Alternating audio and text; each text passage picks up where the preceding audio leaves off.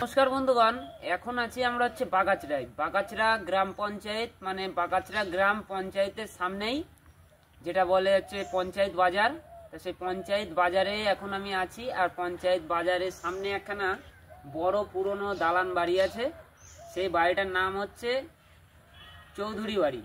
আমাদের চুমকি চৌধুরী, রিনা চৌধুরীর আর কি বাবার নাম ছিল অঞ্জন চৌধুরী। তো এই যে বাড়িটা দেখতে পাচ্ছ, এখন আমি যে আর কি বাড়িটায় বসে আছি, এটা হচ্ছে অঞ্জন চৌধুরীর পুরনো বাড়ি।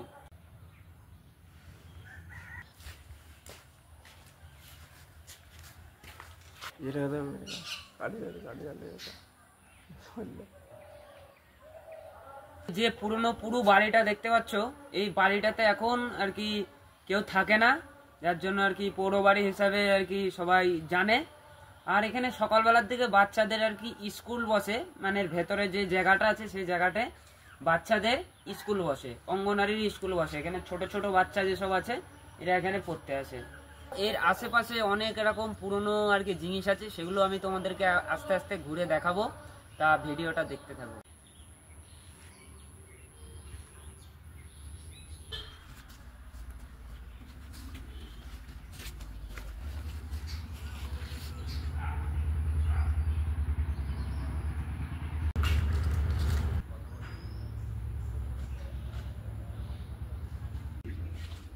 জীবনে এই প্রথম এমন একটা সুন্দর আমি কোম্পানি দেখতে পেলাম।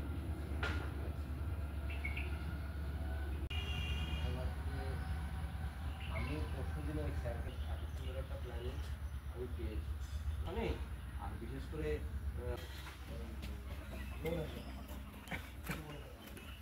চৌধুরী বাড়ির যে আর কি বাড়িটা আছে তার সেই সীমানার ভেতরেই এখানে যেখানে আগেকারের যুগে যে আর কি যেসব কুয়োগুলো থাকতো, মানে জলের যে আর কি পাইপের যে সিস্টেমগুলো থাকতো, বা কুয়ো বা ট্যাঙ্কি বলতে পারো, ট্যাঙ্কিগুলো ওইখানটা করে একটা থাকতো।